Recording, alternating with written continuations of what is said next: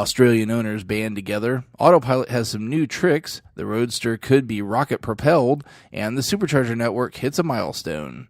This is Tesla Tidbits episode number 413 for June 11th, 2018. We start the week off at Electrek with this story out of Australia, where Tesla owners got fed up with the lack of public chargers in the country and took things into their own hands. If you're not aware of the charging situation in Australia for Tesla owners, it's pretty much impossible to go east to west coast with any EV due to a lack of infrastructure for charging. But the Tesla Owners Club of Australia decided that this just wasn't acceptable. They started a project dubbed the Round Australia Electric Highway and had 3 goals. Firstly, to complete the electric highway around Australia and Red Centre, usable by all EVs, with a minimum charge rate of 100 kilometers per hour and a maximum spacing of 300 kilometers. Secondly, to do this in as quick a time frame as possible so that it could be driven right away. And lastly, to promote the use of this new electric highway and dispel myths about range and capability of EVs.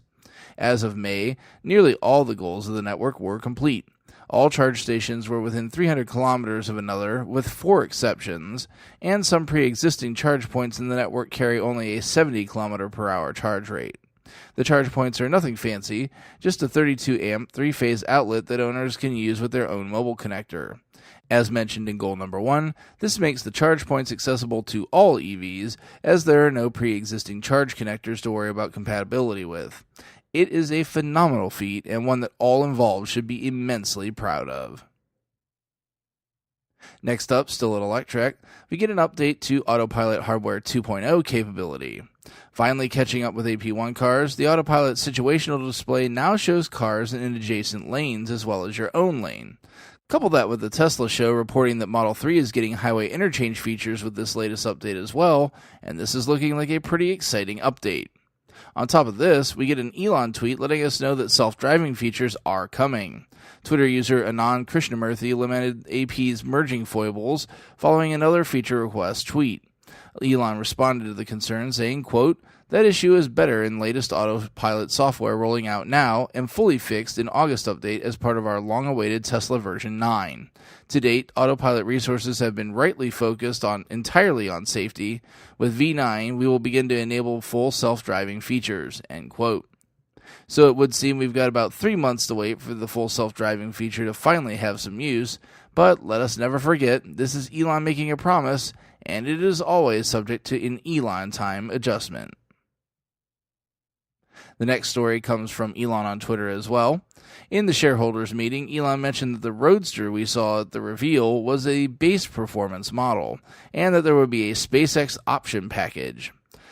I'm taking what follows here with a huge grain of salt, several even, but then I've been around the Tesla sphere long enough to know that I should never doubt Elon. Elon took to Twitter to elaborate on the package, quote, "SpaceX option package for new Tesla Roadster will include about 10 small rocket thrusters arranged seamlessly around the car.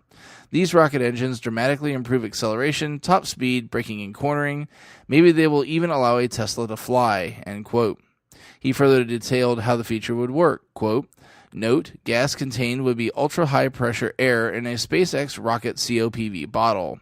The air exiting the thrusters would immediately be replenished whenever vehicle power draw allowed operation of the air pump, which is most of the time," end quote. So Elon couldn't remain content just to strap a Roadster to a rocket and shoot it into space. He literally plans to make the next one at least partially rocket-powered. And lastly tonight, a note on the state of the Supercharger network. Tesla told us during the shareholders call that they plan for a further aggressive expansion of the network, and told us that they had just shy of 10,000 chargers deployed. Tesla then told us via Twitter here recently, "Congratulations, Belleville, Ontario, you're the lucky recipient of the 10,000th Supercharger."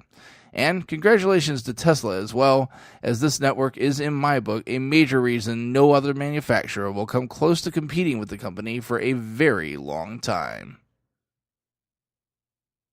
You can check out the links to the full stories in the show description. While you're doing that, please consider supporting the show financially through Patreon at patreon.com/Tesla Tidbits. Thanks as always to the super patrons out there supporting the show at the $10 plus level. They are John Waltower, Drew Schuyler, John Waller, Mark and Sarah Thomas, Ryan Scarborough, Lee Sweet, William Henry Crew III, Dory and Steve Guberman, Bruno Quindici, Joey Boots, Ralph and Cheryl Waterhouse, Adam Raymer Brown, Megawatt Photovoltaic Development, Todd Sullivan, Robert Healy, Mitch Long, Zortec LED Canada, and Morven Ogg. If you can't support with dollars, be sure to show your love with positive reviews and subscriptions on YouTube, iTunes, and other services across the internet. That's it for today's episode. If you have feedback for me, the best way to be heard is to tweet at Tesla Tidbits using the hashtag AskTeslaTidbits if you'd like your question to be considered for the show. I'll see everyone back here again tomorrow. Until then, keep it charged and hit the road.